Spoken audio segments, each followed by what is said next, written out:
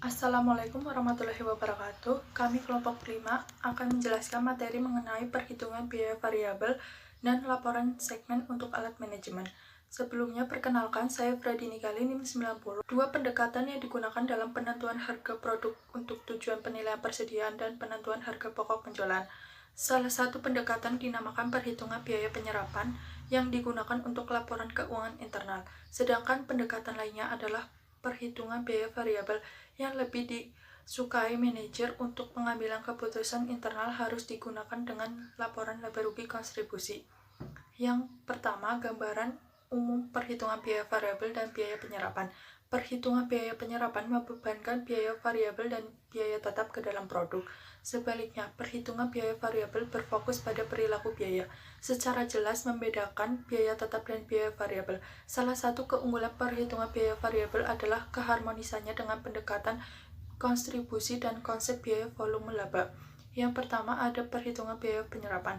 Perhitungan biaya penyerapan memperlakukan semua biaya produksi sebagai biaya produk, tanpa membedakan apakah biaya itu variabel atau tetap. Dengan demikian, biaya produk per unit terdiri atas bahan langsung, tenaga kerja langsung, dan overhead pabrik, variabel dan tetap. Jadi, perhitungan biaya penyerapan mengalokasikan sebagian dari biaya overhead pabrik tetap ke dalam unit produk bersama dengan biaya overhead variabel. Metode ini sering disebut metode biaya penuh atau full cost. Yang kedua ada perhitungan biaya variabel. Dengan menggunakan perhitungan biaya variabel, biaya produksi yang berubah-ubah sesuai dengan output yang diperlakukan sebagai biaya produk, termasuk di dalamnya adalah bahan langsung, tenaga kerja langsung, dan overhead pabrik variabel. Overhead pabrik tetap tidak diperlakukan sebagai biaya produk.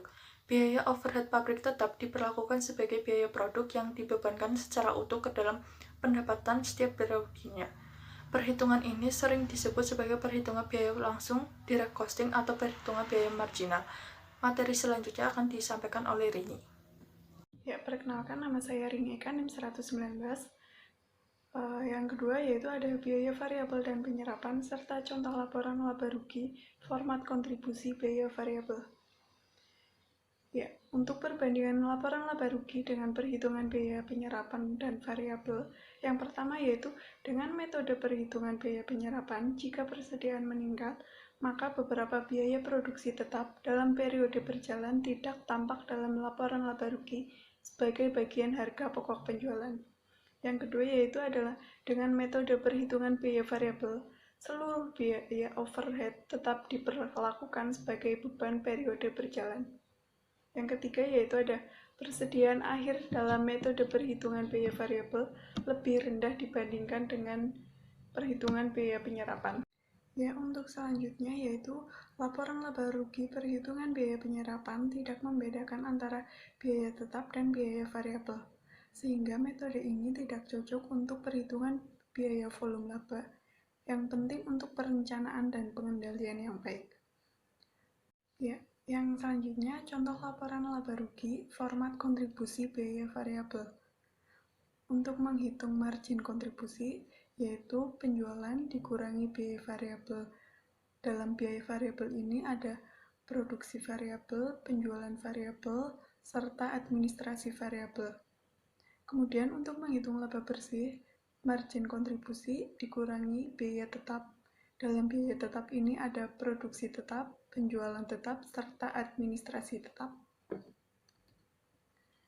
Yang C kemudian ada kelebihan biaya variabel dan pendekatan kontribusi. Kelebihan perhitungan biaya variabel dan pendekatan kontribusi yang pertama yaitu data yang akan digunakan untuk melakukan analisis biaya volume laba dapat diambil langsung dari laporan laba rugi yang disusun dengan format kontribusi. Yang kedua yaitu laba periodik tidak dipengaruhi oleh tingkat persediaan. Yang ketiga, dampak biaya tetap terhadap laba lebih ditekan dalam perhitungan biaya variabel dan pendekatan kontribusi. Ya, selanjutnya mengenai kelebihan perhitungan biaya variabel dan pendekatan kontribusi akan disampaikan oleh Aldian. Selanjutnya, manajer selalu mengasumsikan bahwa biaya produksi per unit adalah biaya variabel. Data perhitungan biaya variabel memudahkan estimasi tingkat profitabilitas produk. konsumen dan segmen bisnis lain dengan perhitungan biaya penyerapan, profitabilitas tampak samar-samar karena alokasi biaya yang ngacak. Perhitungan biaya variabel berkaitan dengan metode pengendalian biaya seperti biaya standar dan anggaran fleksibel. Laba bersih berdasarkan perhitungan biaya variabel lebih dekat dengan aliran kas bersih dibandingkan dengan laba bersih berdasarkan perhitungan biaya penyerapan. Yang ketiga ada pengaruh perubahan produksi terhadap laba bersih operasional. Laba bersih operasional dalam perhitungan variabel tidak dipengaruhi oleh perubahan dalam produksi dengan perhitungan biaya variabel. Laba bersih operasional dalam perhitungan penyerapan dipengaruhi oleh perubahan dalam produksi dengan perhitungan biaya penyerapan. Alasan yang menjelaskan pengaruh ini dapat ditelusur lewat biaya overhead pabrik tetap yang berubah dari satu periode ke periode lainnya sebagai akibat perubahan dalam persediaan.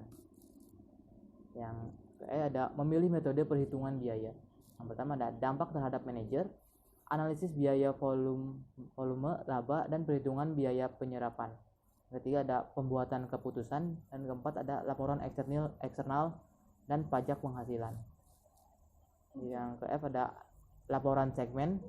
Segmen adalah entitas yang berorientasi laba di dalam organisasi.